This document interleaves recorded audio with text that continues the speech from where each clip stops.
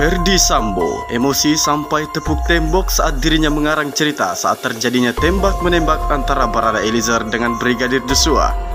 Kata Ridwan Soplanit juga, Ferdy Sambo matanya sampai berkaca-kaca.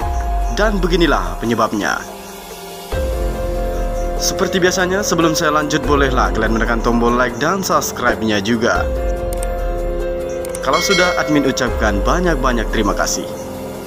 Mantan Kepala Satuan Reserse Kriminal atau Kasetreskrim Polres Metro Jakarta Selatan AKBP Ridwan Soplanit bercerita di saat detik-detik Ferdy Sambo mengarang ceritanya di hadapannya perihal kematian Nofriansyah Yosua Huta Barat alias Brigadir J.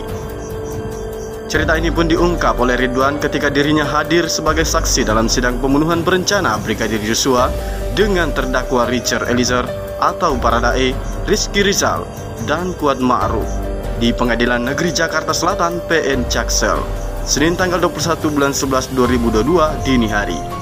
Ridwan mengaku pada Jumat tanggal 8 bulan 7 2022 sekitar pukul 17.30 waktu Indonesia Barat, saat itu dirinya dihubungi oleh supirnya yang bernama Audi untuk menghadap Ferdy Sambo di rumah dinasnya di Komplek Porli Duren 3 Jakarta Selatan.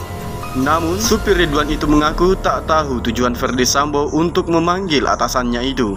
5 menit setelah itu, Ridwan yang di rumah dinasnya itu terletak persis di sebelah rumah dinas Ferdy Sambo. Dirinya langsung tiba di kediaman mantan Kepala Divisi Profesi dan Pengamanan atau Kadif Propam tersebut. Begitu dirinya sampai di rumah itu, Ridwan pun melihat Ferdy Sambo, Baradae, Kuat Ma'ruf, dan 2 ajudan Sambo lainnya yang bernama Adzan Romer dan Prayogi sedang berdiri di area garasi tersebut. Ridwan pun langsung diminta oleh Ferdy Sambo untuk mengikutinya untuk masuk ke dalam rumahnya. Saat itu juga, Ridwan juga sempat melihat jenazah Joshua tergeletak yang bersimpahan darah di dekat tangga lantai 1 rumah dinas Ferdy Sambo. Saya mengikuti FS atau Ferdy Sambo, kemudian FS sambil menyampaikan bahwa ini tadi saya baru dapat informasi ada tembak-menembak antara anggota saya, kata Ridwan dalam persidangan. Kepada Ridwan, Ferdy Sambo juga bercerita bahwa baku tembak terjadi antara 2 ajudannya, yakni Barada Richard Eliezer dan Brigadir Joshua. Dalam insiden tersebut, kata Ferdy Sambo, Joshua tewas ditembak, sementara Baradae tak terkena satupun peluru dari Brigadir Joshua. Menurut Ferdy Sambo lagi, tembak-menembak itu dilatar belakangi oleh adanya pelecehan yang dilakukan oleh Joshua terhadap istrinya, yakni Putri Chandrawati. Saat ia menceritakan hal tersebut, kata Ridwan, Ferdy Sambo terlihat emosional saat itu. Dan mantan Jenderal Bintang 2 Polri itu menepuk tembok dan juga berulang kali menggelengkan kepala. Mata Ferdy Sambo juga tampak berkaca-kaca seolah-olah menahan air mata pada saat dia sambil menerangkan, kemudian dia menepuk tembok agak keras. Saya agak sempat kaget juga, Yang Mulia, terang Ridwan. Kemudian kepalanya tunduk ke tembok. Kemudian dia melihat saya terus sambil menggeleng-geleng kepala. Matanya agak berkaca-kaca, lanjutnya. Ridwan pun mengaku dirinya sempat tidak fokus karena melihat Ferdy Sambo bercerita dengan begitu emosional. Pada saat dia menepuk tembok, kemudian matanya berkaca-kaca, saat itu saya juga jadi blank, Yang Mulia, kata Ridwan.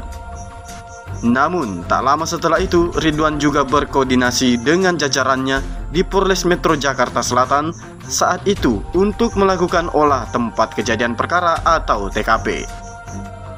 Adapun kepada Ridwan juga dicopot dari jabatannya sebagai Kasetreskrim Polres Metro Jaksel pada 22 Agustus 2022. Dirinya dan 33 polisi lainnya juga dimutasi ke pelayanan markas Yanma Polri karena juga diduga melanggar kode etik dalam pengusutan kasus kematian Brigadir Joshua. Sebagaimana juga yang diketahui, kasus kematian Brigadir Joshua kini bergulir di meja hijau. Dalam perkara ini, 5 orang ini juga dijerat pasal pembunuhan berencana. Kelimanya yakni Ferdy Sambo, istri Sambo, Putri Chandrawati, ajudan Sambo, Richard Eliezer atau Baradae, dan Rizky Rizal atau Bribka RR, dan ART Sambo, Kuat Ma'ruf. Berdasarkan dari dakwaan jaksa penuntut umum, Pembunuhan itu telah dilatar belakangi oleh pernyataan Putri Chandrawati yang mengaku telah dilecehkan oleh Yosua di rumah Sambo di Magelang, Jawa Tengah, Kamis tanggal 7 bulan 7 2022 lalu. Pengakuan yang belum diketahui kebenarannya itu lantas membuat Ferdy Sambo marah hingga menyusun strategi untuk membunuh Yosua. Disebutkan bahwa awal mulanya Ferdy Sambo menyuruh kepada Rizky Rizal atau Bribka RR menembak Yosua. Namun diketahui Rizky Rizal menolak sehingga Ferdy Sambo beralih memerintahkan kepada Richard Eliezer atau Baradae. Brigadir Joshua pun dieksekusi dengan cara ditembak 2-3 kali oleh Baradae di rumah dinas Ferdy Sambo di Komplek Polri Duren 3 Jakarta Selatan, Jumat tanggal 8 bulan 7 2022. Setelah itu, Ferdy Sambo juga menembak kepala belakang Yosua hingga korban tewas di tempat. Mantan Kepala Divisi Profesi dan Pengamanan atau Kadipropam Polri itu lantas menembakkan pistol milik Yosua ke dinding untuk menciptakan narasi tembak-menembak antara Brigadir Joshua dengan Baradae yang berujung pada tewasnya Yosua. Atas perbuatan tersebut, para terdakwa didakwa melanggar pasal 340 KUHP subsidiar pasal 338 KUHP JO pasal 55 ayat 1 ke 1 KUHP JO pasal 56 ke 1 KUHP. Bagaimana menurut kalian? Silahkan cantumkan pendapat kalian di kolom komentar. Dan terima kasih sudah menonton video ini sampai selesai. Sampai jumpa di berita selanjutnya dari channel Ali TV News.